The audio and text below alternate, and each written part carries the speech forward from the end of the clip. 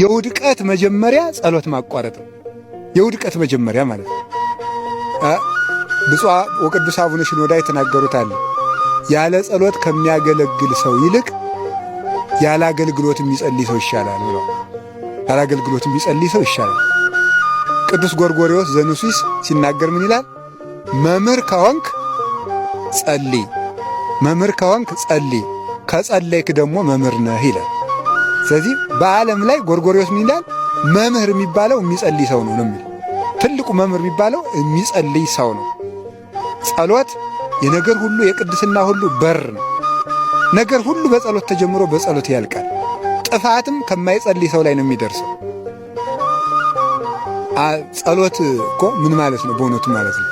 ብፁዕ አቡነ እንድርያስ ምን ብለው ሲያስተምሩ ሰምቻለሁ? ጸሎት ሸክም የሌለው መሳሪያ ነው ይላል። ሸክም የሌለው መሳሪያ። አሁን ሰው የወታደሮቹ የሚይዙት መሳሪያ ትከሻ መንጥሎ ይጥላል አይደለም? ጸሎት ግን ሸክም አለው። አቡነ ዘበሰማያት ይትቀደስ ስምከ ትምጻእ መንግሥትከ። አሁን ምን ሸክም አለ? አይቆረቁር አይጎረብጥ። እያሄደ ግን ሰይጣንን ግንባር ግንባሩን የሚል ማለት ነው።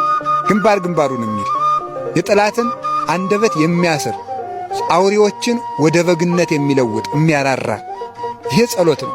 ስለዚህ ጸሎት እንዲያቋርጥ ያደርገዋል። አላችሁ እግዚአብሔር ከሁላችን ጋር ይሁን።